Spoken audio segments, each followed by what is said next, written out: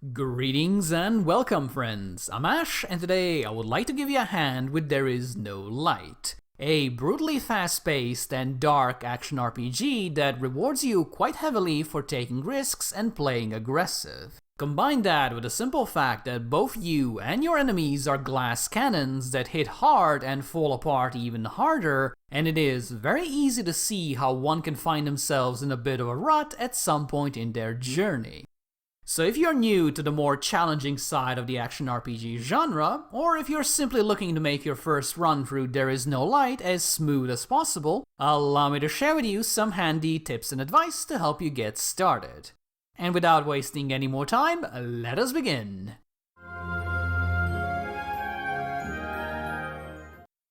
Enemies in There Is No Light have 3 different types of attacks, each one designated by a colorful marker above their head. Red attacks are generally weak and can be interrupted by your basic strikes. Yellow attacks are powerful and can only be interrupted by charged attacks, while white attacks cannot be stopped at all and thus need to be dodged. As such, the best strategy against most enemies is to be aggressive while they're trying to do red attacks, and then stun them with a charged attack when they try to pull off a yellow attack.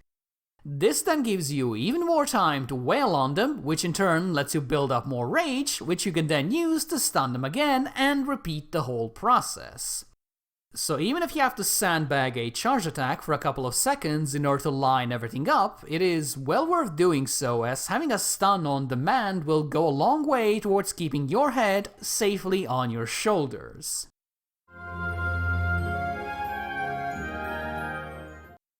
Given that the pace of combat may be blisteringly fast at times, it is natural that your first instinct will be to try to speed up in order to match it. That is, unfortunately, a costly mistake, as trying to do too many things at once in There Is No Light will usually end with you taking unnecessary damage and dying soon after.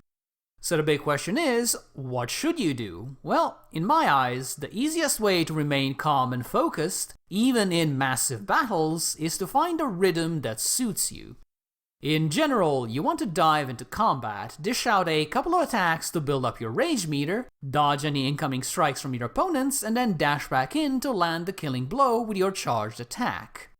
Once you get comfortable with this sort of attack pattern, you'll free up a lot of brain power for more important tasks like tracking enemy movements, prioritizing targets, and figuring out when you can take great risks for even greater gains. However, until you reach that point, it is best to err on the side of caution and prioritize being out of harm's way.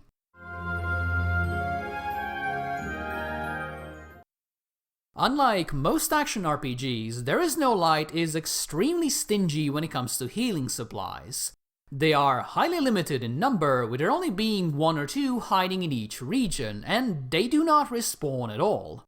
So unless you're willing to make a literal deal with the devil in order to gain more medicine, you'll need to carefully ration how you use them. My advice would be to save it for situations where you are clearly going to defeat a boss or a challenging section of a level, but you just need that little bit of extra health to ensure nothing goes wrong. Using it this way will give you the best bang for your buck while also avoiding those awkward situations where you use a heal early on in a fight and then die anyway, basically wasting the heal forever. Similarly, if you ever find yourself taking too much damage while near a checkpoint, it is much better to just restart than waste medicine or try to push through on low life.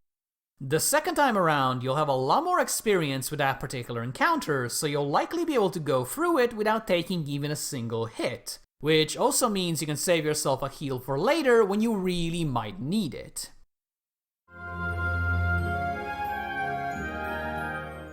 While healing supplies are scarce to come by, they are not the only way to keep yourself healthy. Hitting enemies with charge attacks fills out your healing meter, with each attack filling out one of the 4 slots. Once all of them have been filled out, the next charge attack will generate a small health orb you can attack for, you guessed it, a small heal. In order to capitalize on this, you'll want to land as many charge attacks as possible, even when they are completely unnecessary.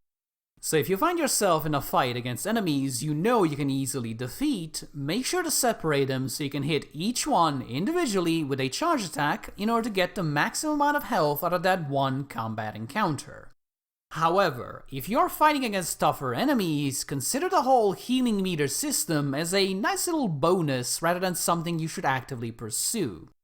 After all, if you're doing suboptimal moves in order to score a small heal, and in the process end up taking damage because you're wasting charge attacks, you can very easily end up with less health than what you started with.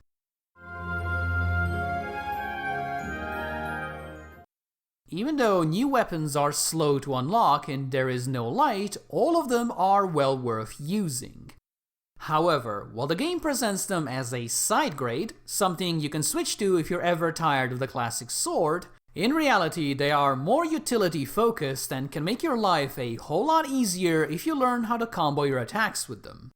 For example, the two-handed sword doubles as a boomerang, which gives you a powerful range attack that can be chained together with your normal swings to do an immense amount of damage. So while using the two-handed sword on its own is perfectly fine, you'll get far more mileage out of it using it in unison with the other weapons.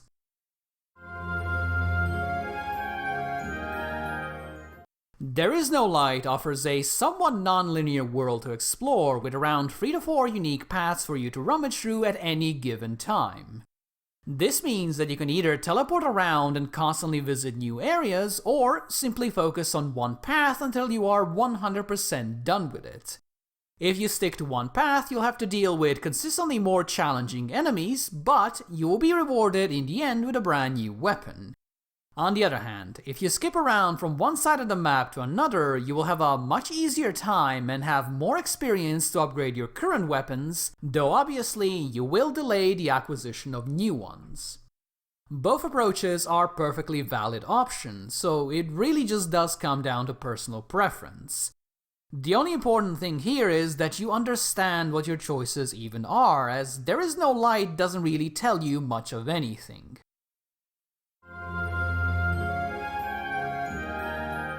There Is No Light's areas are full of secrets and side paths to uncover, many of which are hidden in plain sight and require a bit of a keen eye to spot. Basically, if you ever see a path branch off from the main one, even if it is seemingly a dead end, snoop around as you are very likely going to find out that you've missed a sneaky clue hidden somewhere along the way. As far as the rewards are concerned, many of these secrets will lead to consumables, quest items, and bonus fights. While you can skip them without any real repercussions, I would highly advise not doing so, as all of this stuff is very useful, even if it might not appear to be so at the very first glance.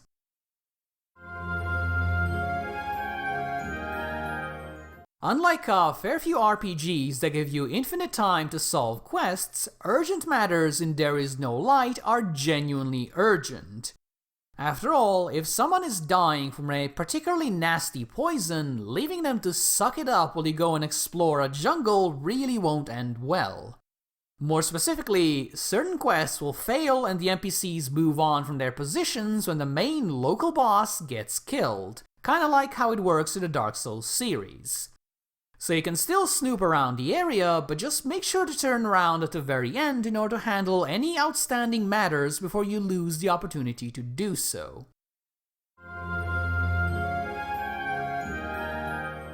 Some of the areas you'll have to go through in There Is No Light are absolutely nasty and just riddled with all sorts of difficult enemies from beginning to end.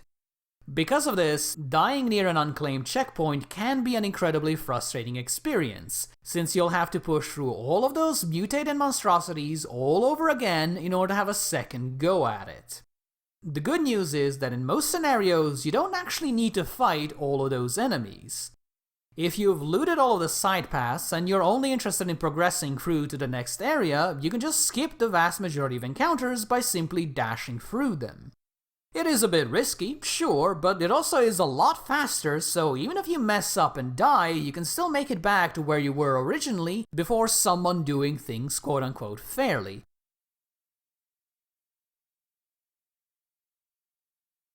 And there you have it, 9 simple tips that will hopefully make your first experience with There Is No Light a nice and pleasant one. That said, this is still a highly challenging game we're talking about, so don't be too disappointed if you end up dying hundreds of times on your first playthrough. I am a longtime veteran of the genre, and I practically breathe Souls-like games, and even I've kicked the bucket more times than I can count. At the end of the day, it is all just a part of the learning process. So pick yourself up, take a deep breath, and just go back at it again. You'll succeed eventually, and when you do, it'll just feel amazing since it was an actually hard-fought victory. Trust me on this one, it really is worth the struggle. Thank you guys for watching, and if you enjoyed this, or even if you didn't, please do let me know.